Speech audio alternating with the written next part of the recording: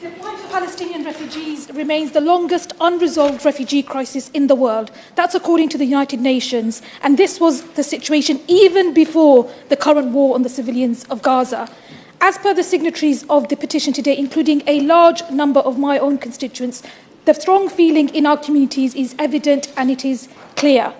In Gaza, we are witnessing collective punishment, destruction and displacement of human lives on a horrific and unprecedented scale. Ongoing indiscriminate bombing has turned a chronic humanitarian crisis into a catastrophe. And for those who do survive, there is an imminent risk of death by disease and starvation. Millions are displaced, but where are they to go? Because as I speak, there is simply no safe space left for those fleeing from Rafah. It would be helpful if the Minister today updates us as to where he thinks people are to flee to. Previously, many of us have called for safe routes when Russia invaded Ukraine and some visa schemes were set up for Ukrainians. And so how can it be that there are no safe routes for Palestinians to reach sanctuary in the UK, even if they have family here? In fact, I'll give way very quickly. I thank the Honourable Member for giving way. She's making a very powerful point. Has she, like me, been touched by the fact that the many constituents who've written to me about this ask that very question? How can it be that we have a scheme for the Ukrainians, but not one for Palestinians? That concerns them, and they need to hear from the government why that's the case. I thank the Honourable Member for her intervention, and I do hope that the Minister addresses this point in his response. So how can it be that there are no safe routes for Palestinians to reach sanctuary in the UK, even if they have family here? In fact, humanitarian visa routes are rarely available to Palestinians in any form, despite 1 in 6 of the world's refugees being Palestinian. I've spoken in this House repeatedly, asking why Palestinians are all too often treated differently. The dehumanization, the devaluation of Palestinian life has been so stark and, to be totally frank, utterly appalling. History teaches us that a people are dehumanized so that they can be killed, displaced and starved with impunity, and indeed so that they can be denied assistance and asylum when they are so clearly in need. I know that many of my constituents have been utterly shocked at the racism, the Islamophobia and the double standards. Something has been fundamentally broken or revealed, however you look at it. And I will give way. The Honourable Lady. I wonder if she would agree with me that, like my constituents, feel very similar to her, but actually we have rehoused a number of people from Gaza who came as family members of British Gazans when the war broke out.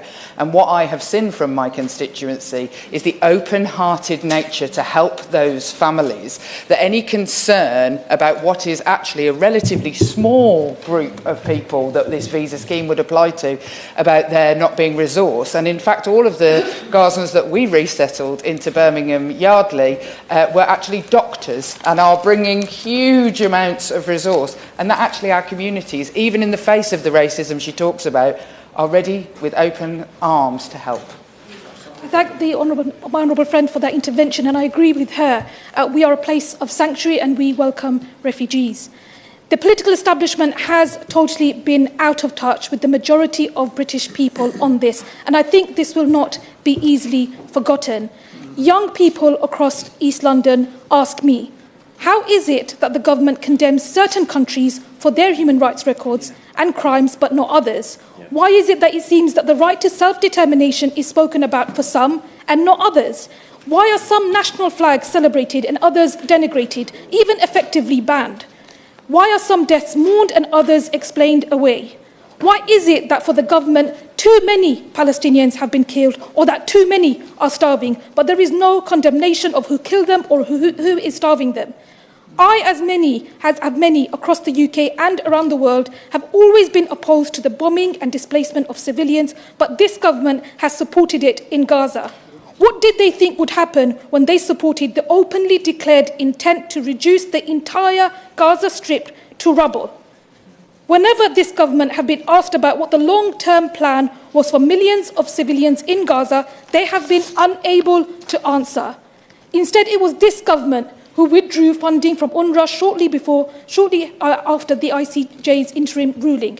It is this government that helps ensure Israel have the weapons to kill women and children. Indeed, it would be helpful if the Minister updates us today as to the latest assessment as to whether weapons from the UK have been used to kill children. Whenever asked about how UK trade weapons are used, the government provides pro forma general lines about ongoing reviews and the licensing criteria. If these reviews are actually happening, why can we not know what they actually reveal?